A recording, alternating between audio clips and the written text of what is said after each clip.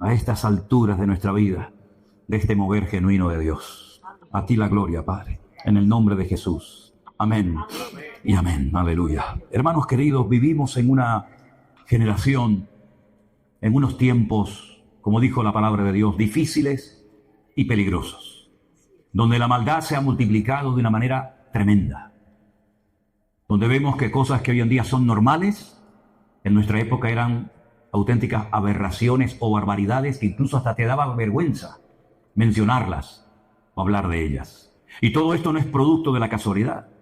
El Señor Jesucristo nos dio muchísima información acerca de las cosas que iban a ocurrir en los postreros días, en los últimos tiempos. Y ya estamos viviendo en esos postreros días. Y el que no sienta en su corazón que estamos en la recta final de la historia de la iglesia es porque está ciego y su corazón tal vez se ha endurecido o se ha enfriado, vete tú a saber. El Señor Jesucristo dijo que la maldad se multiplicaría. No nos dijo por cuánto, pero que la maldad se ha multiplicado en todas partes, en los colegios, en el mundo de la política, en las universidades, en las iglesias. Por todas partes vemos maldad, injusticias y una larga lista de cosas. Y no tenemos que sorprendernos.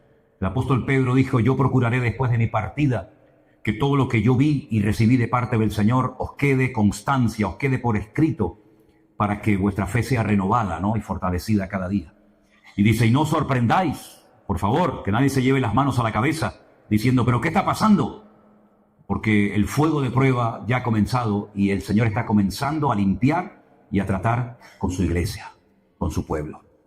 Y tenemos muchísima información a lo largo y ancho de la palabra de Dios para saber cómo tenemos que actuar y cómo tenemos que comportarnos. Y todo esto que ha sucedido, donde nosotros hemos utilizado las redes sociales, el poder de las redes sociales para llevar a la gente a un compromiso con el Señor, a ser autodidactas, a no depender de un pastor, de una iglesia, de un culto, de un retiro, sino preparados en casa para que en cualquier momento que nos vuelvan a encerrar o que nos cierren las iglesias o lo que suceda, con permiso de Dios, sepamos cómo tenemos que actuar. Que nos enamoremos de la palabra. Está bien reunirnos, está bien escuchar los cultos, ver los devocionales, venir a reuniones como esta, está muy bien. Pero hermanos queridos, tenemos que estar preparados para aún cosas peores que se avecinan en el horizonte y que la iglesia tiene que estar preparada. A lo largo de la Biblia, no digo en todos los libros, pero sí en 3/4 partes de la Biblia, 3/4 partes de la Biblia, es un material profético cargado de una información espectacular para que la iglesia supiera adaptarse y moverse en cada etapa de la historia en la cual ha vivido. Lógicamente nosotros no somos o no formamos parte de la iglesia primitiva, donde allí mataban a los hermanos y los encarcelaban como cosa normal. Nosotros estamos viviendo en otro tipo de persecución, tal vez más diplomática o más camuflada, pero no deja de haber persecución de alguna u otra manera. Ahora bien, cuando vamos a la palabra de Dios, encontramos que el Señor siempre nos dice, velad y orad, velad y orad. Que no os sorprendan estas cosas, que no venga el ladrón y os robe la bendición de vuestros corazones, ¿no? La pregunta es ¿cómo puedo velar? ¿Cómo puedo prepararme adecuadamente para lo que se avecina? Permítanme llevarles al último libro de la Biblia, que es el libro del Apocalipsis, donde un anciano llamado Juan, uno de los hombres que vivió más cerca del corazón del Señor Jesucristo, escribe este libro, y él está desterrado en una isla aquí en Europa llamada la isla de Patmos. Una isla donde los romanos lo habían lanzado, como antaño, por ejemplo, se mandaba a la gente al destierro a la isla de Fuerteventura. Quiero recordarles que el dramaturgo español Miguel de Unamuno fue desterrado a la isla de Fuerteventura, porque aquello es un páramo tremendo, no es la Fuerteventura turística de hoy en día, ¿no? Los romanos mandaban a la gente para que se murieran de hambre, de sed, de frío o de lo que fuera, a la isla de Patmos, después de haber intentado en varias ocasiones acabar con la vida de Juan. No piensen que Juan no había pasado por luchas y por pruebas, pero él había recibido una promesa. Y las promesas de Dios se cumplen sí o sí en nuestras vidas. El Señor le dijo cuando estaba restaurando a Pedro junto al lago de Genesaret, Pedro, ¿tú me amas? Cuando Pedro le dice en varias ocasiones que ama al Señor, el Señor le dice, muy bien, te voy a dar otra oportunidad. Apacienta a mis corderos, atiende mi rebaño, atiende mi obra. Y después le profetiza la forma como él va a morir. Cuando Pedro escucha aquella palabra que va a morir crucificado, glorificando de esta manera al Señor, se queda mirando a Juan y le dice, Señor, ¿y a este qué le vas a decir? Y el Señor le dice, déjalo, porque yo quiero que él quede hasta que yo venga. Y dice que se corrió el rumor entre los discípulos de que Juan no iba a morir. Pero el mismo Juan en el Evangelio, en el último capítulo, dice, no me dijo el Señor que yo no iba a morir. Ustedes interpretaron mal la palabra. Lo que me dijo el Señor es que yo iba a quedar hasta que yo viera su venida. Evidentemente el Señor Jesucristo aún no ha venido. Bueno, vino la primera vez, evidentemente, ¿no? Pero no en su segunda venida. Pero él sí la vio, digamos, de una forma profética, a través de sueños, a través de visiones, y por eso él escribe el libro del Apocalipsis, donde él relata la segunda venida del Mesías, de Cristo, y los acontecimientos previos a su venida y los acontecimientos posteriores a su venida. Y él está en la isla de Patmos y dice en el capítulo 1, verso 10, yo estaba en el Espíritu en el día del Señor. Y oí detrás de mí una gran voz como de trompeta. Yo estaba en el Espíritu en el día del Señor. Esto del día del Señor tiene una doble interpretación, pero voy a decir cuál es la correcta en este caso. El día del Señor muchas veces en el Antiguo Testamento hace referencia al Shabbat, al día de reposo, al séptimo día. Ese era el día que se apartaba para la familia, no necesariamente para el culto, sino era el día de reposo. Es el único día de la semana que tiene nombre. En hebreo los días de la semana no tienen nombre. Yom Rishon, Yom Sheni, Yom Shalishi, Yom Revi, Yom Hamishi. Es el día primero, día segundo, día tercero, día... No hay como nosotros lunes. Claro, el lunes el culto a la luna, el martes a Marte, el miércoles a Mercurio. No existe eso en hebreo, son números. Pero el último día, el primer día de la semana, se le llama Shabbat, que es el día de reposo, el día en el cual se reflexiona en torno a la palabra de Dios, el día en el que se reúne toda la familia, los padres bendicen a sus hijos con imposición de mano, etcétera, etcétera. A eso hace referencia muchas veces la expresión el día del Señor. Pero hay otra expresión, o mejor dicho, la misma expresión, que se aplica a la aparición del Señor. El día del Señor, del cual hablan muchos profetas en el Antiguo Testamento, habla acerca de su segunda venida. Y a esa es a la que se está refiriendo Juan en esta ocasión. En el día del Señor, yo estaba en el Espíritu. Ahora, si os dais cuenta, en nuestras Biblias, la palabra Espíritu está con mayúscula. ¿La veis ahí? Apocalipsis 1:10. En hebreo no existen palabras con mayúsculas y palabras con minúsculas. Entonces, si tú ves la palabra espíritu con mayúscula, se está refiriendo al Espíritu Santo, ¿no? Pero si pone espíritu en minúscula, se está refiriendo al espíritu humano. Pero esa diferencia no existe en hebreo por la mayúscula o por la minúscula, sino que cada palabra, cada término tiene su palabra adecuada, por lo tanto, no hay lugar a confusión. Él estaba en el Espíritu de Dios, estaba conectado con el Señor, a pesar de que es un anciano con casi 100 años, a pesar de que ha sido desterrado a la isla de Patmos para morir. A pesar de las circunstancias, él ha mantenido su contacto con el Señor. Él no está destrozado, él no está hundido, él no se está quejando, él está en el Espíritu, conectado con el Señor a pesar de las circunstancias, a pesar de la soledad, a pesar del frío, a pesar del hambre, a pesar de la avanzada edad que tiene. Él está en sintonía con el Señor. Y entonces cuando uno está bien conectado con el Señor, da igual si tienes comida o no. Da igual si vives en Colombia, Perú, México, Corea del Norte o la China. Cuando tú estás conectado con el Señor te habla, el Señor te ministra, el Señor te bendice. Porque has estado en un ambiente cargado y pesado, pero tu comunión, tu relación con el Señor está intacta. Y por eso dice que él oye la voz de Dios. Él oye la voz del Señor. Y el Señor le dice algo muy interesante y le dice, mira, yo soy... Claro, date cuenta que el Nuevo Testamento ha sido traducido del griego. Pero el Señor no le hablaba griego a Juan, le hablaba en hebreo. Aquí dice, yo soy el alfa y el omega. El alfa y el omega es la primera y la última letra del abecedario griego.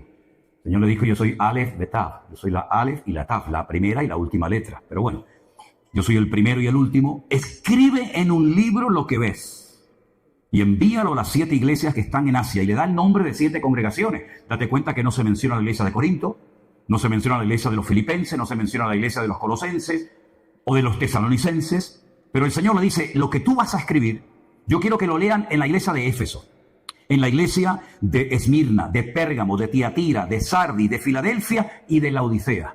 ¿Es que no existían otras iglesias en aquella época? Claro que sí. Por supuesto que existían más iglesias. La famosa iglesia de Corinto, ¿no? La iglesia de Roma o la iglesia de Jerusalén. ¿Por qué el Señor escogió a estas y no a otras iglesias?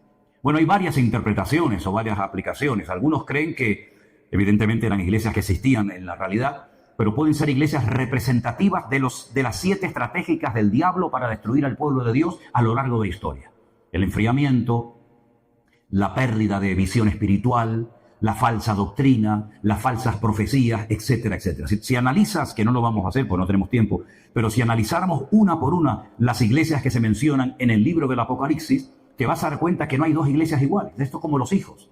Tú puedes tener 2, 3, 4, 5 hijos o más y te vas a dar cuenta que son del mismo padre, son de la misma madre, pero no hay dos iguales. Uno es abierto y extrovertido, el otro es tímido y reservado, el otro le gusta la electrónica, al otro no le gusta nada.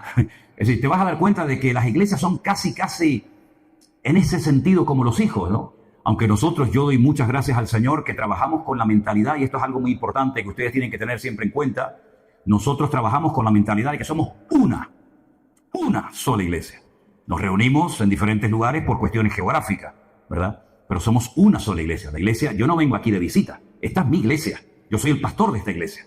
Y cuando voy a Bruselas, yo voy a mi iglesia. Y cuando voy a Colombia, yo voy a mi iglesia.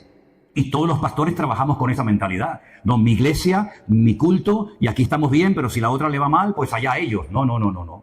Aquí trabajamos como una piña, y por eso Alberto se va ahora aquí, y Iván se va a la otra, y Anderson viene por acá, y Marco se va. ¿Por qué? Porque trabajamos con la mentalidad de ser una sola congregación, a pesar de que, lógicamente, nos reunimos en diferentes lugares. Faltaría más, ¿no? Pero, sin embargo, estas 7 iglesias, en cierto sentido, no solamente, nos hablan acerca de cómo el diablo va adaptando la estrategia según los tiempos, sino también vemos cómo el Señor se presenta y obra y habla en cada iglesia de una forma tal vez diferente a la anterior. Porque la forma como Juan ve al Señor nunca lo había visto así, nunca lo había visto con los pies bruñidos como el bronce, nunca. Juan nunca vio al Señor por ejemplo, con los ojos como llama de fuego, o con una túnica blanca que le llegaba hasta los pies con un cinto de oro a la cintura.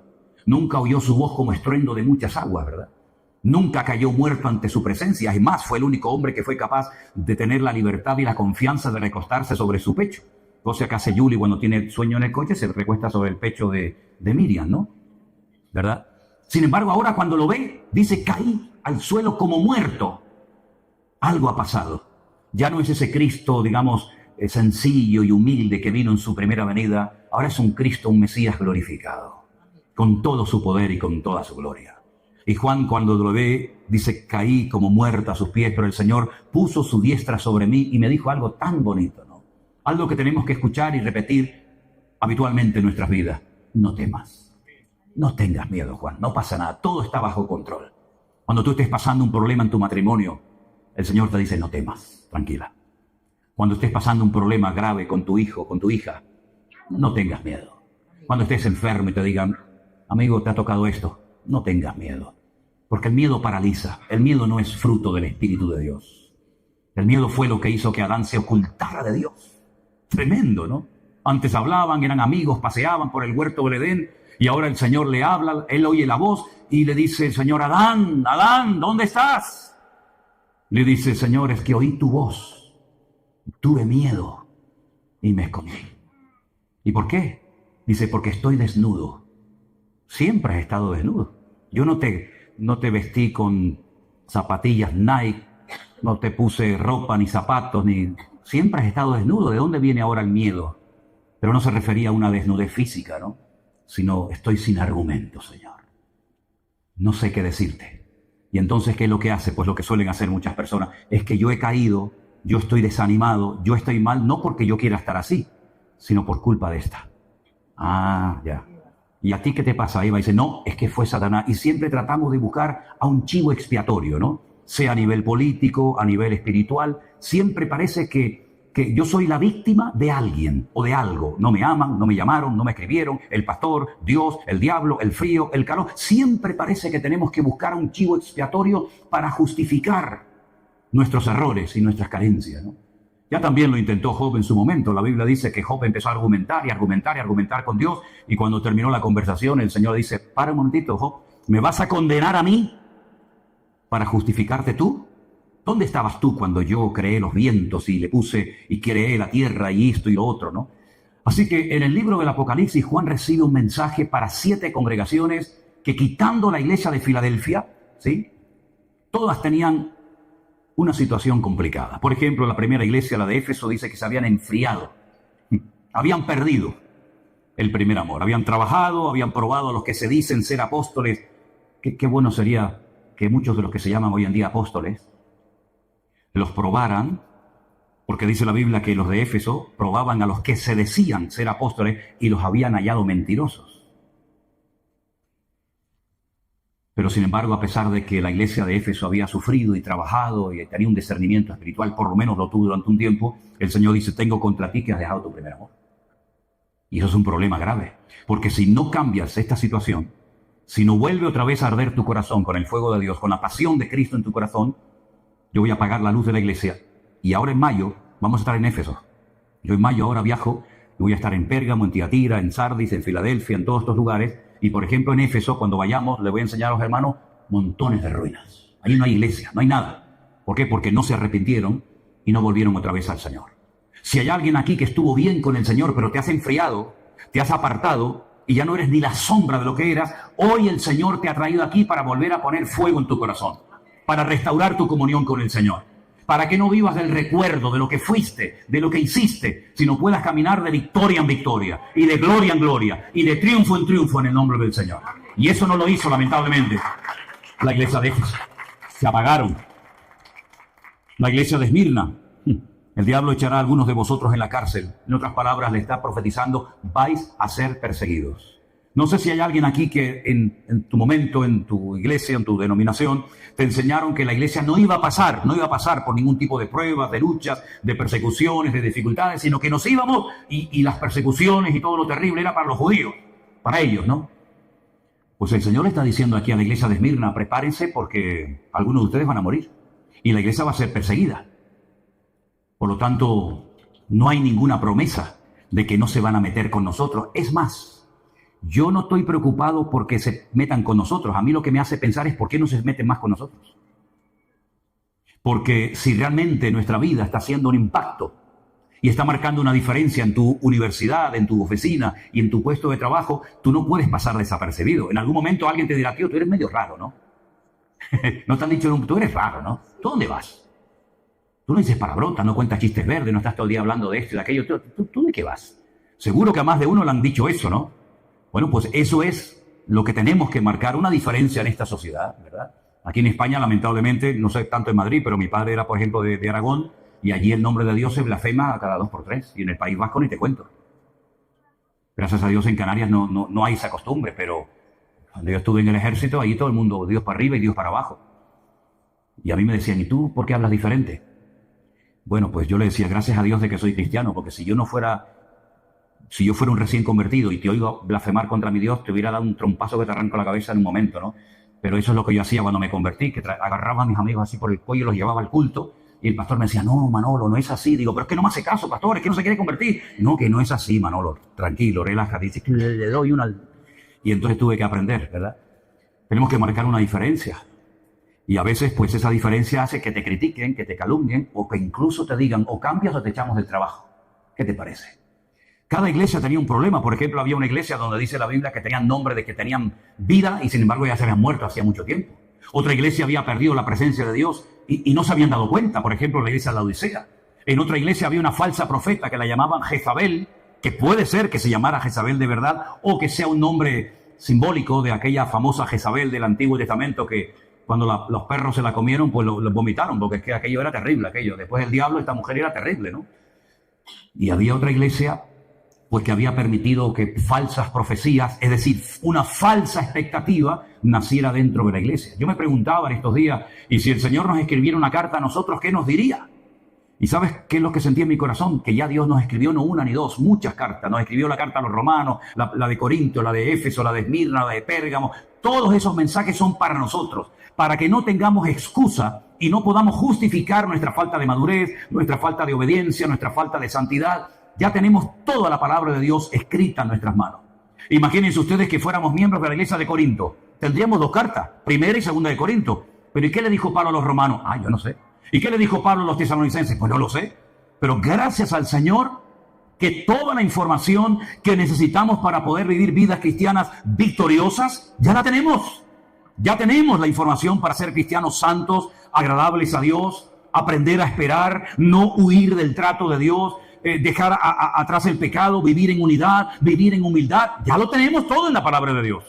No tenemos que inventarnos nada. Ya el Señor ha revelado su palabra y la tenemos por escrito en nuestro propio idioma para que no tengamos excusa y sepamos cómo tengo que tratar a mis hijos. Y cómo tengo que administrarme económicamente. Algunos que han sido unos botarates toda la vida, que todo lo que ganaban, vamos, a la media hora ya se lo habían fundido. Pues la Biblia te dice cómo tienes que llevar tu economía para que sea un hogar bendecido y no sea aquello una casa de locos. Y el Señor nos da sabiduría para saber cómo organizar y pastorear una iglesia, ¿verdad? Y, en otras palabras, la palabra de Dios es el manual perfecto que tenemos para vivir vidas cristianas poderosas y victoriosas. Y que nuestras iglesias sean puntos de luz. Y que la gente vea en nosotros algo diferente, una forma de comportarnos, una forma de vivir, una forma de reaccionar diferente. Que ya no le tenemos miedo a nada ni a nadie, no porque seamos, ¿verdad?, aquí una especie de Don Quijote, sino porque sabemos en quién hemos creído. Y cuando sabemos en quién hemos creído, hermanos, podemos avanzar contra corriente, porque mayor es el que está en nosotros que el que viene contra nosotros. Hemos cantado hoy, ustedes han hecho así, no estábamos espantando moscas. Por un camino vendrán y por 7 huirán, bendito sea Dios. Bueno, quiere decir que el Señor nos ha capacitado para ser eficaces en el reino de Dios.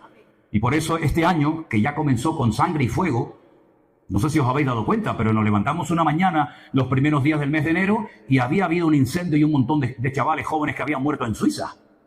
Y yo dije, uy, cuidado, porque las circunstancias y lo natural nos hablan de un trasfondo espiritual. Ya sé que el hombre natural, como dice la palabra de Dios, 1 Corintios 1, no sabe discernir las cosas de Dios, para él son locura, no entiende lo que está pasando, pero dice la Biblia, pero el hombre espiritual, el hombre que ha nacido de nuevo, el hombre que tiene al Espíritu de Dios en su corazón, tiene una lectura diferente de las cosas. Y yo cuando vi que los primeros días de enero ya empezaron con muertes de jóvenes, con fuego, con cosas destruidas, yo dije, ya está, ya nos está indicando el Señor cómo va a ir el resto del año. Y en pocos días de enero, que aún no ha terminado, fíjate las cosas que han pasado. ¿Quién le iba a decir a este del bigotito que decía, ven para acá, cobarde, aquí te estoy esperando? Pues fue para allá y lo buscó. ¿Quién te iba a decir? ¿Quién te iba a decir a ti esos cambios? Y en unos días vamos a ver otra vez el lío con Irán y los israelíes y los hutíes y los de Gaza. Nosotros nos vamos ahora en febrero y yo le dije a Elena, digo, a ver qué nos encontramos allí. Porque cuando nos dice, ¿y cómo está aquello? Yo te digo, hoy, ahora mismo, tranquilo. Mañana, cójame al niño, por favor. Hoy está tranquilo, pero y mañana no sé qué decirte. Porque el mundo está tan cambiando, tan cambiante. Anoche oí que los huevos han subido un 35%. Ya no se puede comer ni huevo frito, ni tortillas se pueden comer. Y esto no ha hecho más que empezar. Y vamos a ver cómo el mundo va a ir de mal en peor. Y si alguien piensa que todo se va a arreglar, olvídate. La España que ustedes conocen ahora, los que han venido de Perú, de México, de Honduras, de Guatemala o de donde sea, la España que ustedes conocen ahora no tiene nada que ver con la España que nos encontramos en 1971 cuando nosotros vinimos de Caracas, Venezuela. No tiene nada que ver. Absolutamente nada que ver. Cuando pasaba la policía por la calle, amigo, te entraba diarrea. Hoy en día hay una falta de respeto total y absoluta. Yo me crié aquí en España en los salesianos, en Venezuela en los maristas. Y cuando los curas me zumbaban, iba a la casa y le decía a mi padre, papá, el cura me pegó y me decía, algo malo habrás hecho. Y encima cobraba también del viejo. Y entonces me daba un papel dentro de un sobre y decía, así literalmente, con este carta blanca. Y yo le daba al cura el papel de mi padre, con este, conmigo, carta blanca. Me dieron hasta en el carnet de identidad los curas, por todos lados me dieron. Por arriba, por abajo, por la cabeza, por aquí, por allá, por todos lados. Dile a tu padre hoy en día que el maestro te ha dicho algo, que cuelgues el teléfono, que prestes atención y que ni se le ocurra tocarte. Va el padre y le mete una paliza al profesor. Entonces, pero hombre, ni tanto ni tampoco, ¿no? Yo he visto en Tenerife chavalas borrachas y drogadas perdidas gritándole a la Guardia Civil. Sí, hombre, hazlo hace años, pégale un grito a un Guardia Civil. Te mete ¿has visto la niña del exorcista? Que le da la cabeza así vuelta. Así te pasa, ya da la vuelta así, da la vuelta así. Todo eso que es hoy en día normal, en nuestra época era totalmente anormal y ni se te pasaba por la imaginación. Y la iglesia también ha cambiado. La iglesia en la que yo me convertí era una iglesia sana, donde no había cosas raras. Hoy en día tú dices, ¿pero eso qué es? ¿Una iglesia o un circo? ¿Una iglesia o un teatro? Ahí hay un tipo que tiene una elocuencia y un carisma brutal que tiene enloquecido a la gente y el tío vive como un marajá mientras el resto del pueblo a dos velas. Y eso en mi época no existía. Sin embargo, hoy en día hay hermanos que han salido arruinados, heridos y maltratados de iglesias cristianas evangélicas. ¿Y cómo se come eso? Nosotros tenemos en nuestro ministerio gente que llevaba 10, 15, 20 y hasta una hermana que llevaba 40 años sin congregarse en ninguna iglesia, de lo mal que la mujer lo había pasado. Entonces el Señor está haciendo algo bonito, algo nuevo, está trayendo restauración, está trayendo ilusión, está trayendo ganas de leer, de estudiar, de escudriñar las Escrituras. Y cuando uno se mete en el libro de Apocalipsis, tú te das cuenta de que todo esto es simplemente el principio de dolores. Y lo bueno de todo esto es lo malo que se va a poner todo. Lo bueno de todo esto es lo malo que se va a poner todo. Y solamente el hombre va a tener una vía de escape. Como solamente tenía una ventana el arca de Noé. El arca de Noé no era como esos barcos de lujo que hoy en día tienen balcones. ¿Has visto esos cruceros? Allí en Canarias constantemente están llegando cruceros de lujo y ya no tienen el ojo de buey, la ventanita redonda. Ahora tienen un balcón para ellos solos. Es una pasada, unos barcos impresionantes, ¿no? Pero el arca de Noé no tenía tantas ventanas ni balcones, tenía una sola, arriba. Para que el hombre aprendiera a mirar solamente a Dios. Alzaré mis ojos a los montes. ¿De dónde vendrá mi socorro? Mi socorro viene del Señor, ¿verdad? Si habéis resucitado con Cristo, poner la mira en las cosas de arriba, no en las de la tierra. Y eso es lo que nos ha venido hablando y enseñando el Señor en estos últimos tiempos. Que el único al que podemos agarrarnos y fiarnos y la promesa se cumple sí o sí, es la promesa que nos hace nuestro Dios. El Señor le dijo a Juan que él no moriría hasta que viera su venida, y la vio y la escribió. Aquí lo tenemos en el libro de Apocalipsis. ¿Dónde va a venir? ¿Sabemos el lugar, sí o no? Zacarías capítulo 14. Dice la Biblia que el Señor Jesús pondrá sus pies en aquel día sobre el monte de los olivos. ¿Cuántas veces hemos estado en ese monte, Dios mío? Enseñándoles a los hermanos todo a Jerusalén, dónde se ahorcó Judas, dónde está el valle de los huesos secos, dónde entró Jesús triunfalmente en Jerusalén. Pues ese monte, dice la Biblia, que cuando Él venga con poder y gloria, y todo ojo le verá, y toda rodilla se doblará, se partirá por la mitad ese monte, y se hará un valle gigantesco, y de su interior saldrán ríos de agua viva, que entrarán, ¿verdad? Unos en el mar Mediterráneo, y otros en el mar Muerto, y cobrarán una vida espectacular. El lugar lo sabemos. Lógicamente el día y la hora no lo sabemos, pero sí tenemos multitud de señales que nos están hablando de la proximidad del cumplimiento de la palabra de Dios. Mira, ahora dentro de poco, ustedes saben que Israel es un país muy chiquitín, mucho más pequeño que cualquier provincia de España. Pues ese es el ojo del huracán, es el epicentro, ¿no? Todo lo que ocurre allí de alguna u otra manera siempre repercute en muchas áreas de la vida. Ahora se van a celebrar elecciones en Israel y probablemente... Entonces está grabando y ahí queda, ¿no? Probablemente gane un hombre, no recuerdo en este momento su nombre, pero el candidato que probablemente vuelva a ganar las próximas elecciones en Israel es un hombre que en su programa electoral ya lo ha dicho claramente, ¿eh? Ya ha ido al saco, al grano, para que no haya ningún tipo de duda. Si yo gano las elecciones, lo primero que voy a hacer es reconstruir el tercer templo en Jerusalén. Hala, tócate la nariz. ¿Qué te parece, amigo? Así. Dice, ¿qué es eso? ¿Saben lo que significa reconstruir el templo de Jerusalén? ¿Y dónde se va a reconstruir ese templo? En lo alto del monte Moriah, que antiguamente era un monte, pero que ahora es una explanada gigante. Y en el centro mismo de esa explanada hay una cúpula redonda, no es una mezquita, es el domo de la roca. Debajo de esa cúpula de oro hay una roca gigantesca, enorme, que fue el altar que utilizó Abraham para sacrificar a su hijo Isaac. No a Ismael, como dicen ellos, sino a Isaac. Y ellos dicen que ese es el centro geográfico del mundo, el ombligo de la tierra.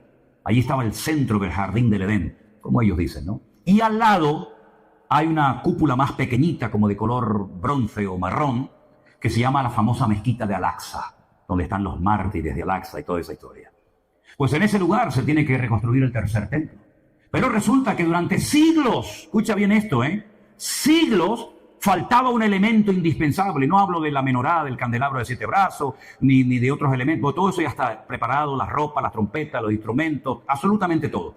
Hasta aceite de aquella época también, para ungir. Faltaba un animal.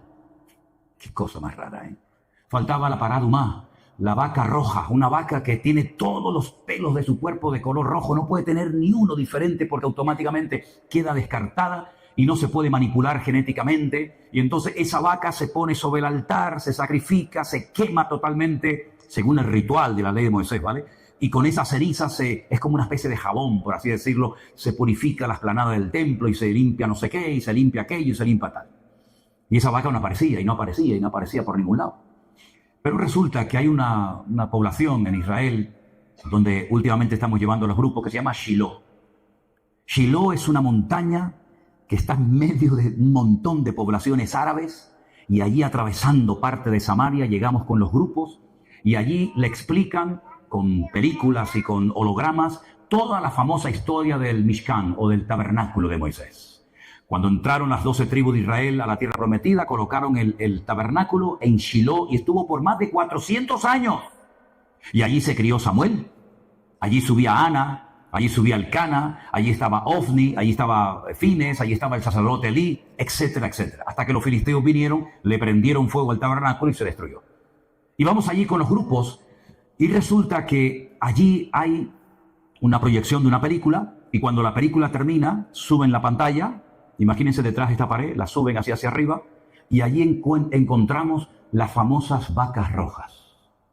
Antes había 6, creo que ahora solamente hay 5, y es impresionante ver esos animales que hacía siglos que no aparecían, y ya están allí preparados, y han venido gente de Estados Unidos, del estado de Texas, para cuidarlas y mimarlas, porque no pueden tener ninguna marca, no pueden sufrir ningún daño. Son vacas que están especialmente preparadas y, digamos, diseñadas de alguna manera para sacrificarlas en el templo de Jerusalén. Entonces uno dice, ¿y qué falta para que esta gente suba arriba y construya el templo? Nada, ya está todo listo. Y este señor que se quiere presentar ahora a las próximas elecciones, que probablemente las gane, pues resulta de que lo primero que ha dicho es: yo voy a reconstruir el templo de Jerusalén. ¿Habla la Biblia acerca de esto? Por supuesto que habla la Biblia. El apóstol Pablo, inspirado evidentemente por el Espíritu Santo, dijo que el anticristo, este político, este líder mundial, dice que odia todo lo que es objeto de culto, tanto que se sienta en el templo de Dios, haciéndose pasar por Dios. Es decir, que si este político va a ir a Jerusalén, pero no al muro como van todos, sino arriba al templo, y lo va a profanar y va a decir: aquí no se adora a nadie más que a mí, quiere decir que para que esa profecía se cumpla, tiene que ser reconstruido el templo de Jerusalén, ¿sí o no? Pues ya está todo listo. Y si este señor gana las elecciones, ya digo, y comienzan a reconstruir, claro, algunos dirán: pero claro, ahí arriba están los árabes, tú. Cuidado que esa esplanada de las mezquitas está bajo protectorado de Jordania, del rey Hussein. Y se va a liar una que no veas. Claro, es que ya lo estoy diciendo. Es que esto no va mejor, esto va peor. ¿Por qué piensan ustedes que están tratando de acallar y de frenar y no destruir, porque no lo van a destruir completamente, porque lo dice la Biblia? ¿Por qué están tratando a Irán de que no tenga la bomba atómica, de que no tenga misiles? ¿Por qué se va a atacar otra vez a Irán? Esto es cuestión de días o de semanas. ¿Por qué se va a atacar? Porque se vuelve a repetir la historia. Porque si usted quiere saber lo que va a suceder, tiene que saber lo que ha sucedido en el pasado. Porque la Biblia dice qué es lo que será. Lo mismo que fue. Cuando David sintió en su corazón el anhelo, el deseo de construir un templo para Dios, Dios le dijo: tú no lo vas a construir. Y algunos dicen: bueno, es que había derramado mucha sangre, pero es que no se refería a esa sangre, porque esa sangre que había derramado y esos enemigos que había derrotado era por mandato divino.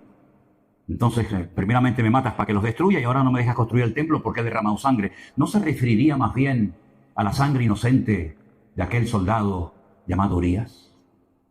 Ay, amigo, tú has matado a Urías, te has acostado con su mujer, y te voy a permitir a ti levantar el templo. No, hasta ahí podríamos llegar, amigo. Tú somete a todos los enemigos, haz los tributarios que te pagan impuestos, uno que te traiga la madera, el otro que te traiga el oro, prepara todo, porque será tu hijo Salomón el que construya el templo de Jerusalén en un periodo de paz de 40 años. Ahora hay un enemigo en Oriente Medio que ha dicho claramente: queremos hacer una fiesta nuclear en Israel, destruir Tel Aviv, destruir Jerusalén, etcétera, etcétera. A ese enemigo hay que frenarlo temporalmente, y cuando todos los enemigos de la zona, curioso, ¿no? Todo esto de los pactos de Abraham, ahora se habla de los pactos de Ciro, cuando todos los enemigos estén, entre comillas, quietos durante un tiempo, se reconstruye el templo, y a los 3 años y medio de haber reconstruido el templo, se monta otra vez la marimonena, se monta otra vez el follón, y entonces será tiempo de angustia, cual nunca la hubo desde que hubo gente hasta entonces. Pero en aquel tiempo será libertado tu pueblo, y verán la gloria del Señor. Por lo tanto, hermanos, hay una generación que tendrá que ver todo esto. Hubo una generación que vio el diluvio, hubo una generación que visitó y disfrutó del templo de Jerusalén, hubo una generación que conoció y caminó personalmente con Jesús. Pero tendrá que haber una generación que vea la reconstrucción del templo, que vea cómo las profecías de los últimos tiempos se cumplan. Y yo creo que nosotros ya formamos parte de esa generación. Y creo que lo que Dios ha estado haciendo de una forma especial desde el año 2020 ahora es reunir a un remanente de familias, de jóvenes, de pueblo de Dios, para que estén preparados para lo que se avecina en el horizonte. Y hay algo que es fundamental y es algo que Dios respeta aún hasta en el inconverso cuando lo practica, y es la unidad. Hemos leído y hemos cantado y hemos predicado 1000 veces del famoso Salmo 133, que dice: mirad cuán bueno y cuán delicioso es habitar los hermanos juntos en armonía. En hebreo dice: Inema tou manaim shebedahim gam yahad, yahad, que sean uno, a pesar de que pueda haber diferentes opiniones, o uno. Y ahí es donde Dios va a enviar bendición y vida eterna. Lo cual quiere decir que Dios nos está enseñando a trabajar juntos, en armonía, aunque uno es bautista, y el otro es pentecostal, y el otro es payo, y el otro es gitano, y este es de Perú, y el otro es de México, pero hemos aprendido el poder de la unidad. Fíjense qué poderoso es el principio de la unidad, que cuando Dios mandó el diluvio no había unidad. Cuando Dios decidió eliminar la humanidad por medio de las aguas del diluvio, todos se peleaban los unos contra los otros. Había violencia, había agresividad, había abuso de poder. Al no haber unidad, Dios dijo: basta, hasta aquí hemos llegado. Amigos, pero cuando se juntan para construir la torre de Babel, dice que estaban unidos como una piña, eran uno. Todos hablaban lo mismo, y no solamente se refiere a que hablaban el mismo idioma, sino que estaban unidos en un mismo sentir, con un mismo proyecto, con un mismo plan. Y entonces Dios, respetando el principio de unidad, lo que hace es que los confunde, pero no los destruye. Si eso pasó con los inconversos, ¿cuánto más si somos capaces de unirnos en el nombre de Jesús para trabajar juntos? ¿Entienden ahora el poder de la unidad? ¿Entienden por qué Pablo, a punto de morir en la cárcel en Roma, le dice a Epafrodito: escribe, dile a la hermana Evodia y a Síntique? Fíjate las cosas que este hombre tendría en la cabeza: latigazo por aquí, la espalda destruida, una iglesia por aquí, un obrero que le sale rana, la iglesia que no sé qué. Y de repente Pablo dice: dile a la hermana Evodia y a Síntique que sean de un mismo sentir. Pero ¿qué más da si la iglesia tiene 500 personas, pero hay 2 que se llevan mal? Y por ahí se va la bendición. Date cuenta lo importante que tú eres para mantener la unidad de la iglesia, que tú puedes aportar bendición o puedes ser un desastre aquí adentro. Y yo voy a pelear con todas mis fuerzas, con uñas y dientes, hasta que Dios me dé fuerza para tener a esta iglesia y este ministerio unido, y que nadie asome la cabeza, sino solamente el Rey de Reyes y el Señor de los Señores, porque Dios bendice la unidad del pueblo de Dios. ¿Cuántos dicen amén? ¡Aleluya! Así que peleemos por la unidad. Dice la Biblia: en cuanto dependa de vosotros, y mucho depende de ti, en cuanto dependa de ti, mantener la unidad en el vínculo de la paz.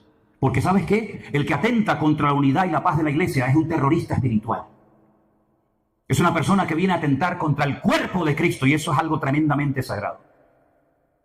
Por eso la palabra del Señor nos enseña que la unidad que produce el Espíritu, no nosotros, la unidad la produce el Señor. Tú y yo, cada uno de ustedes, somos responsables de mantener esa unidad. Y a veces en el cuerpo hay que operar. A mí me han operado 5 veces, Yo he estado 5 veces encima de la mesa de un quirófano. Y a veces hay que estirpar. Y a veces hay que cortar.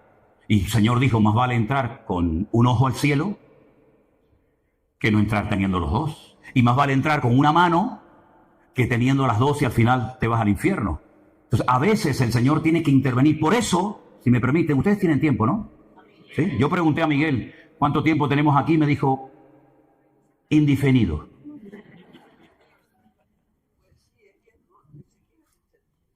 Entonces, fíjate qué curioso esto que te voy a leer ahora, porque esto es a mí algo que me ha impactado tanto. Estamos en Apocalipsis, por favor. La Biblia dice que en el libro de Apocalipsis había una mujer. Las mujeres en la iglesia son una bendición. Las que se portan bien, según la palabra, pero si no, dice que la mujer en la vida del hombre es la clave o el clavo. Tú verás. Tengo unas pocas cosas contra ti, Apocalipsis 2:20. Tengo unas pocas, pero no me gustan. Primero, que toleras que esa mujer, Jezabel, que se dice no es que lo sea, ella dice que es profetisa, enseña y seduzca a mis siervos a fornicar y a comer cosas sacrificadas a los ídolos. Déjame aquí, porque fíjate, enseñe y seduzca, ¿a quién? A mis siervos, ¿a qué? A fornicar, sí, son relaciones sexuales prohibidas, y a comer cosas sacrificadas a los ídolos. Vale, lo puedes quitar ya. Mira, llegó un momento que la iglesia comenzó a crecer y a crecer y a crecer, pero se convertían más gentiles que judíos. Y las costumbres de los gentiles eran y son totalmente diferentes a las costumbres de los judíos. Y comenzó el choque cultural en la iglesia. Ay, es que en mi país no se hace eso, y en mi país no se hace lo otro, y empezaron los problemas dentro de la iglesia. ¿Cuál fue la solución o el remedio para solucionar el follón en las iglesias? Vamos a reunirnos todos los apóstoles y el liderazgo de la iglesia en Jerusalén en un concilio, famoso concilio de Jerusalén. Hechos capítulo 15. Allí está Pablo, Santiago, Pedro, etc. Y después de mucho debatir y después de mucho hablar, oye, mira que se están convirtiendo muchos gentiles, resulta que esta gente se va a la carnicería y ha comprado chuletas, pero es que el dueño de la carnicería no es cristiano, tampoco es judío. Y resulta que para matar 2 pájaros de un tiro, el tío lo que ha hecho es coger la vaca, se la presenta, la sacrifica a Baal, queda bien con su Dios, luego la corta en tiras y la vende al público. Y los gentiles vienen, compran esa carne y están comiendo carnes que han sido previamente sacrificadas a los ídolos. Y los judíos dicen, eso no se puede, eso es un delito terrible. Y el otro decía, pues estaban riquísimas, las chuletas estaban de perla. Y uno y otro, y dice, no, esto no puede ser, esto. Estamos peleando por la comida, pero ¿esto qué cosa es? Entonces dicen, miren, le ha parecido bien al Espíritu de Dios, al Espíritu Santo y a nosotros, que escribamos unas cartas y las mandemos por todas las iglesias diciéndoles que para no ofender, para no herir la débil conciencia de algunos hermanos, díganle a los hermanos que no coman carne sacrificada a los ídolos, ni cosas que tengan sangre, ni nada de eso. No estoy hablando del Antiguo Testamento, estoy hablando del Nuevo Testamento, Hechos capítulo 15. Entonces, de esta manera vamos a evitar que las iglesias se peleen, que los hermanos se enfrenten por la comida, que es una vergüenza. Entonces, las cartas se escribieron, llegaban a las iglesias, hermano, mira, a partir de hoy las medidas de régimen interno de la obra son estas, y perfecto. Pero ahora llega esta señora, llega Jezabel en la iglesia de Tiatira y dice, no, de eso nada. Esto es lo que han decidido los pastores, los apóstoles en Jerusalén. Pero yo voy a enseñar que se puede fornicar, relaciones sexuales fuera del contexto que Dios ha establecido, y además vamos a comer todos carne sacrificada a los ídolos. Y el pastor de la iglesia se lo permitía. Es decir, que, si me permiten, el pastor de la iglesia era un pelele. Permitía que y además que esta señora, ella decía que era profetisa. Miren, hermanos, yo no sé ustedes, pero cuánto daño han hecho los falsos profetas y la falsa profecía dentro del cuerpo de Cristo.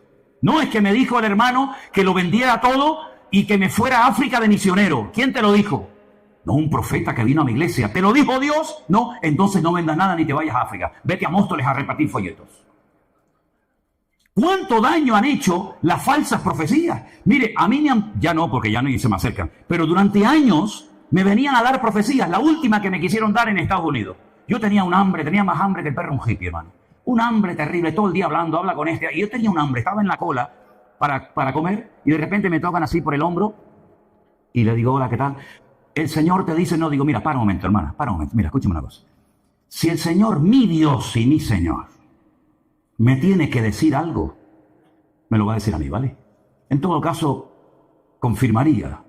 Pero no, es que el Señor me ha dicho que tú serás y tendrás. Digo, no, si yo sé que seré y tendré, por eso no te preocupes, que tengo bien claro. Pero ¿cuántas veces la gente, yo he ido a cultos donde termina el predicador, ni por ahí te pudras, ni gracias le dieron al hombre que predicó 2 horas, pero luego llega el profeta y empieza, ven hermana que te voy a dar una profecía, como un amigo mío que yo tenía en la iglesia cuando yo era joven, no estaba casado ni nada, y estaba enamorado de una chavala de la iglesia. La chavala no hacía ni caso, y venga y venga y venga, y al final no se le ocurre otra cosa que llegar a la chica y le dice, hermana, el Señor me dice que te tienes que casar conmigo.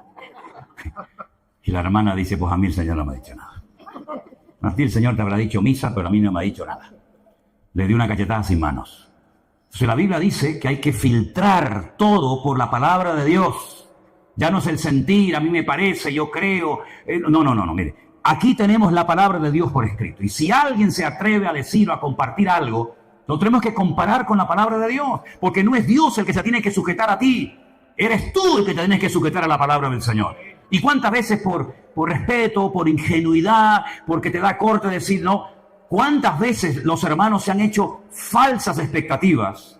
Porque alguien vino de no sé qué sitio y te dijo, como una vez vino un hermano a mi iglesia, hace años, no a esta sino a otras, y cogió una botella entera de aceite de oliva, tú. Una botella entera, y se la derramó por encima a un hombre delante de mí. Yo digo, madre mía, el aceite lo va a poner perdido. Le manchó todo, el traje, la corbata, el pantalón, y le dijo, tú vas a abrir 3 empresas. Ni abrió las 3 empresas, sino que las 2 no tenía, las fundió y se arruinó. Y encima perdimos una botella de aceite de oliva, que fue lo que más pena me dio. Entonces, hermanos queridos, hay que madurar, ¿eh? Vamos a dejar a un lado la ingenuidad. Es muy bonita la ingenuidad. Yo siempre he dicho que a mí los que más feliz me hacen de la vida y los que me hacen reír son los niños. Yo con los niños los paso pipa porque tienen una ingenuidad. Por ejemplo, cuando dije ahora, tócate las narices. Este chiquitín dice, mamá, ¿y eso qué es? Eso es una pasada, escuchar a un chaval decir esas cositas, ¿no? Pero espiritualmente hablando tenemos que madurar. Y si el pastor predica, gloria a Dios, pero yo tengo mi Biblia en la mano y voy a comparar. Y voy a ver si realmente lo que enseñó es bíblico o no es bíblico. Y si no es bíblico, ni Manolo, ni Perico de los Palotes, ni San Pablo bendito, lo que no es bíblico, yo no tengo la obligación de decir amén. Pero a lo que es de Dios, te guste o no, yo digo amén y me sujeto porque Dios me está hablando a través de la vida de esa persona. ¿Cuántos dicen amén? Y esto es lo que hemos querido, y gracias al Señor parece que lo estamos viendo, dentro del Ministerio Centro Evangélico Vida Nueva. Queremos que la gente sea autodidacta, que lean la palabra, que la estudien, que analicen por sí mismos si la enseñanza que han recibido en otros lugares es realmente bíblica o no. Me pasó una vez en Milán, en Italia, predicando. Se me acercó una hermana y me dijo, hicimos un culto unido con varias iglesias, y se me acercó esta hermana de otra congregación y me dice, pastor, el domingo pasado en la iglesia mía pasó algo y yo no estoy de acuerdo con lo que... Y digo, a ver, y me dice, el pastor sintió en su corazón acostarse en la plataforma, acostarse. Y dijo, hermano, yo he sentido... Claro, después empieza que si el versículo para arriba, tal, es la manipulación típica, ¿no? Yo he sentido que me tienen que tapar con billetes. Yo lo hubiera tapado, pero de piedras. A ver si me entienden. Pero digo, taparme con billetes. Y entonces dice que la gente pasaba y le, claro, el billetito para que no se caiga, tal. Y entonces le digo, pero una pregunta, usted eso lo vio mal. Dice, sí, sí. Digo, pero usted también pasó, ¿verdad? Cuando te dicen, cuidado. Cuando tú le dices a un hijo, ¿fuiste? Papá, ya está, ya fuiste. Me dice, Digo, tú también pusiste el billetito, ¿no? Entonces, ¿qué vienes a hablarme? Vienes a hablarme de lo mal que se hizo, pero tú estás allí. ¿Tú tienes algún cargo en la iglesia? Le dije. Sí, yo soy líder de no sé qué. Digo, claro, por eso no te vas de la iglesia. Porque te gusta la poltrona, como a don Peter, el que tenemos aquí en España, que no se va ni con agua caliente este tío. Te gusta a ti el rollo, Pero ahora vienes largando de que el pastor no sé qué, no sé cuánto. Sal corriendo inmediatamente de ese antro, porque tú eres copartícipe de esa barbaridad que allí se ha cometido. Y la mujer me hizo caso y salió, ¿sabes? Pero ¿cuántas veces vemos algo incorrecto y como que nos da reparo, ¿no? Si usted está viendo algo que no es bíblico, que no es correcto, se ha salido de la palabra, se ha salido del orden bíblico, se toleran como esta del libro de Apocalipsis, que predicaba cosas ridículas y encima las quería justificar diciendo que era una profeta. Si usted se queda, usted se hace copartícipe de esa barbaridad, de ese disparate que allí se está enseñando. Es tiempo de ponernos los pantalones largos, hermanos. Pablo dijo, cuando yo era niño, pues yo hablaba como un niño. Yo actuaba, pensaba y actuaba en la vida como un niño, mas cuando ya fui hombre, dejé lo que era de niño. Entonces nosotros decimos, hermano, ¿cuánto tiempo lleva usted en la iglesia? O en las iglesias, porque hay algunos que le van a faltar iglesia, porque han estado ya en todas. Ya es tiempo de madurar. Ya es tiempo de decir, esto no es bíblico. Esto no está por ninguna parte, esto no tiene ni pies ni cabeza. No, es que lo enseñó el pastor, como si lo predica el Susan Corda, a mí me da igual. Esto no está en la palabra de Dios. Entonces, hermanos, nosotros queremos que la gente crezca, que la gente madure, y que la gente cuando abra la palabra de Dios, oren y le digan, Señor, ilumíname con tu palabra. Y si tiene alguna duda, pregunte. Pero por favor, si usted es miembro de alguna congregación, de algún ministerio, de alguna denominación, y usted ve que hace años que ya la palabra ni se toca, sino venga anécdotas, venga testimonios, venga chistes, venga esto y venga aquello, hermano, tiene que orar seriamente al Señor y preguntarse qué rayo está haciendo usted en un lugar donde Cristo no es el centro. Y permítame decirles, y termino, que hay una iglesia, no hablo del pueblo de Israel, donde Dios dice un día que le mostró a Ezequiel que quitaba su gloria del templo, ¿no? Sino hay una iglesia, que es la última, que le dice el Señor, yo conozco tus obras, Apocalipsis 3, verso 15, conozco tus obras, ya no eres ni frío ni caliente. Ojalá fuera frío o caliente, pero por cuanto eres tibio y no frío ni caliente, te vomitaré de mi boca. Nunca se había escuchado esa expresión en la Biblia, ¿no? Dios vomitando al tibio. Porque tú dices, yo soy rico. Mira lo que decía la iglesia, escucha esto. Yo soy rico, me he enriquecido, de ninguna cosa tengo necesidad y tú no sabes qué eres. Escucha, desventurado, miserable, pobre, ciego y desnudo. 5 cosas que le dice el Señor a la iglesia que seguramente le habrán chocado. Dice, ¿cómo? Si somos ricos no nos hace falta de nada. Que no, miserables, pobres, ciegos, desnudos, desventurados. Por tanto, yo te aconsejo que de mí compres oro refinado en fuego, tipo de la fe, vestiduras blancas, la justicia de Dios, la santidad, para que no se descubra la vergüenza de tu desnudez. Y ahora, más adelante, le dice algo impresionante. Yo reprendo, castigo a todos los que amo. Eso es bonito, ¿no? Que Dios nos reprenda, que Dios nos hable. Porque aquí yo estoy a la puerta. A la puerta, no había entrado, estaba a la puerta. Esto es metafóricamente, se sobreentiende, ¿vale? Yo estoy a la puerta y llamo. Si alguno oye mi voz y abre la puerta, entraré a él, cenaré con él y él conmigo. Amén. Ustedes imagínense que empezamos el culto de hoy, presentamos a los pastores nuevos, cantamos, dentro de un rato levantaremos seguramente una ofrenda, una predicación. Imagínense que el Señor no hubiera estado en este culto con nosotros en esta mañana. ¿A quién le cantamos entonces? ¿A quién? ¿A mí? Como hay una secta por ahí que le cantan al apóstol, le cantan al pastor. Fíjate tú. ¿Qué vamos a cantarle aquí? ¿A quién le vamos a cantar? Pues eso es lo que pasó en la iglesia de la Odisea. Aquí estoy a la puerta y estoy llamando. Y es que no se enteran. ¿Qué estáis haciendo ahí adentro? ¿A quién estáis adorando? ¿A quién estáis cantando? Estoy a la puerta. Si alguno por ahí adentro todavía le queda un mínimo de sensibilidad, pues que abra la puerta y entraré. No dice a la iglesia, entraré a él, cenaré con él y él conmigo. ¿Cómo es posible que una iglesia entera, en peso, hayan perdido la presencia del Señor y ninguno se dio cuenta, ni siquiera el pastor? No sé a lo que estaban jugando, yo no sé a lo que estaban jugando allá adentro. Pero lo que está bien claro es que perdieron lo más importante que tiene una iglesia. Lo más importante no son los micrófonos, el teclado, el piano, la guitarra, no.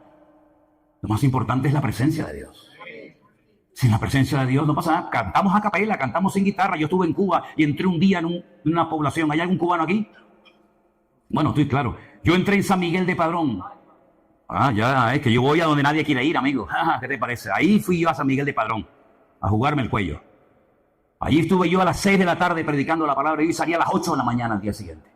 ¿Qué te parece? La única vez que me ha pasado, ¿eh? Y ya el pastor dijo, vamos a dejarlo ya porque vamos a matar a este hombre, me dijo. Entré a las 6 de la tarde y seguía hablando y hablando y cantando y hablando y cantando y predicando y terminaba y la gente en los bancos hacía más. Una pasada. Aquello fue increíble lo que pasó en aquella iglesia. ¿Y saben con qué tocaban? Claro, no era una batería de estas electrónicas, con latas, hermanos, con latas y palos. Pero la gloria que había allá adentro, ya me hubiera gustado a mí esta mañana que hubiera esa gloria aquí en este culto. Con latas, con palos, sin micrófono, ahí a capela, venga, un calor que hacía allá adentro. Sudábamos y venga agua, y me traían el guarapo ese de las cañas, y venga guarapo. Y yo decía, de un momento a otro me va a dar un coma aquí, de un momento a otro, ¿no? ¿Qué te parece, amigo? Podemos cantar a capela, sin micrófono, sin guitarra, sentados en el suelo, no pasa nada, pero sin la gloria de Dios no se puede vivir, mi querido hermano. Y esto fue lo que le pasó a la iglesia de la Odisea. Se fue el Señor de la iglesia, tal vez no le hacían caso. Yo digo, y es una opinión personal, ya esto no es Biblia, es una opinión de Manolo Sierra. Yo creo que hay sitios donde ya el Señor no quiere estar. Sinceramente te lo digo, Yo creo que hay sitios donde Dios está comodísimo. El Señor está a gusto, dice, yo quiero estar con ese pueblo, con esa gente. Pero creo que hay otros lugares donde Dios dice, yo ahí no entro, ahí no voy. No, porque yo no soy el protagonista, yo no soy el invitado, no, yo soy uno más. Y ya tienen todo tan estructurado, tienen el programa tan hecho, que aunque yo quiera decir algo no me dejan, porque ya la iglesia no es mía, la iglesia es de don fulano de tal, o del apóstol, vete tú a saber de quién, ¿no? Que nunca nos pase eso a nosotros como familia, como ministerio, como iglesia, que perdamos la presencia del Señor y no nos hemos dado cuenta. Es que ya le pasó a Saúl, ya le pasó a Sansón y ya le pasó a la iglesia de la Odisea. Perdieron la gloria del Señor y no se habían dado cuenta. Entonces, ¿qué es lo que hay que hacer? Hermanos, parar y decir, hermano, ¿qué me está pasando? Ya no siento la presencia del Señor, ya no tengo ganas de leer la palabra, no tengo ganas de congregarme con otros hermanos, me siento raro en todos los lugares, no me ubico en ningún sitio. Hermano, ¿estás enfermo? ¿Estás enfermo? Cuando dice la palabra de Dios que donde hay 2 o 3 reunidos, hermanos, ¿qué dice la Biblia? Ahí estoy en medio de ellos. ¿Y por qué dijo 2 o 3? Porque alguna explicación tiene que tener. O el Señor dijo 2 o 3 porque no se le ocurrió otro número. No, un momento. Es que hasta el día de hoy, tú vas a Israel y no se puede hacer una reunión de oración, ni se puede abrir una sinagoga, ni hacer una reunión pública si no hay lo que llaman un minyan. Y un minyan es un número de 10 varones. Puede haber 1000 mujeres, pero no hay minyan. El minyan son 10 varones. Y cuando hay 10 varones se puede abrir una sinagoga, se pueden hacer ceremonias, etcétera, etcétera. No hay minyan, no hay nada. Por eso Pablo se fue al río a la oración con Lidia y con todas aquellas mujeres, porque no había sinagoga donde él fue, porque no había 10 varones. Y ahora Jesús, que es judío, que sabe ese rollo que se han inventado los rabinos, les dice 10. Con que haya 2, yo estoy allí. Y tú puedes decir, sí, pero estoy yo solo. No, porque yo estaré contigo todos los días hasta el fin del mundo. Así que donde tú estás, yo estoy. Así que ya somos 2, ahí está mi presencia. ¿Te das cuenta? Entonces vamos a cerrar nuestros ojos en esta mañana y decirle al Señor, Señor, sigue obrando en mi vida. Aleluya.